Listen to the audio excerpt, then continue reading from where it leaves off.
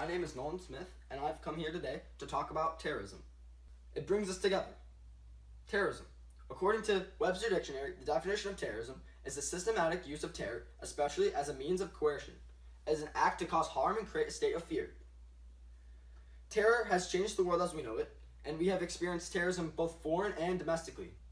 In 1995, Timothy McVeigh and Terry Nichols blew up the Alfred P. Murrah Federal Building in Oklahoma City as an act against the United States government. The bombing killed 168 people, including 27 children, and wounded 680 more.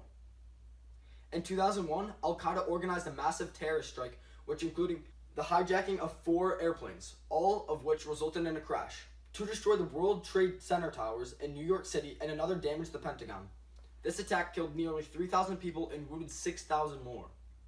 In July 2005, 52 commuters were killed in London when 4 Al-Qaeda-inspired suicide bombers blew themselves up on 3 subway trains and a bus. 2013 saw a devastating blast at the Boston Marathon. This terrorist attack killed 3 people and wounded hundreds. 16 of those injured lost limbs. Last year, in 2016, a supporter of the Islamic State drove a truck into a crowded Berlin Christmas market and killed 12 people.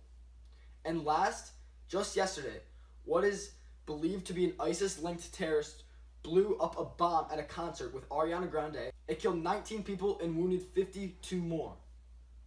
These are just a few horrific examples of attacks that have occurred both in the United States and in countries often visited for tourism.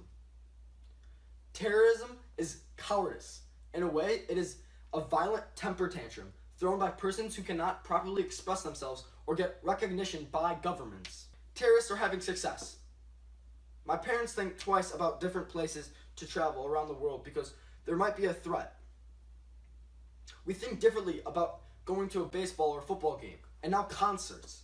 But terrorism is also about a way of thinking. Let's look at it differently. What have terrorists really accomplished? What have they really taught us? We could be afraid. We could not travel.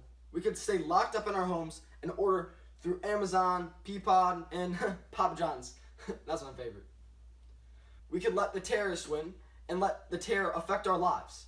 Or we could look deeper and learn from these ruthless actions. You see, within terrorism is hope and a community. If anything, history has shown us that the world is complicated. China, Russia, the Middle East, and the United States all have different cultures, histories, and different beliefs.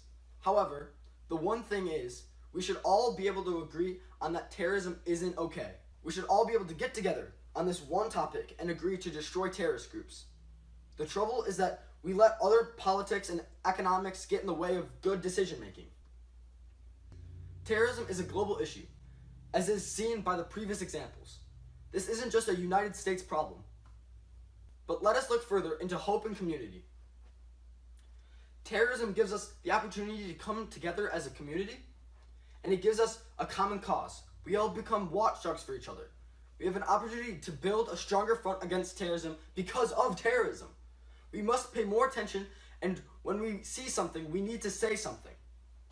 We all have the devices to alert the authorities, cell phones, computers, even our own mouths.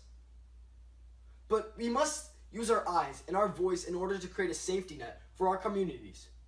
Community is about watching out for each other. So what can we do about it?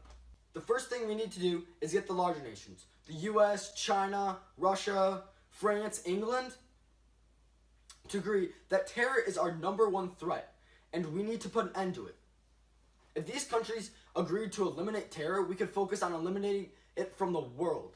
The countries I just named have the largest militaries in the world, and together with a single focus, we can put those militaries to a good use. We can destroy their terrorist groups. The second is to create a watchdog app that allows anyone to immediately report suspicious activity in an instant. This would allow the authorities to quickly and easily respond to domestic concerns. Similar to Waze, it is a crowdsourcing, but in a way that allows us to focus on local threats. It would take away the embarrassment that we might feel telling on someone else. If we can accomplish these 2 ideas, then we have used terrorism against themselves. We have lifted hope and community from the ashes the terrorists would have wanted to create. Thank you for listening.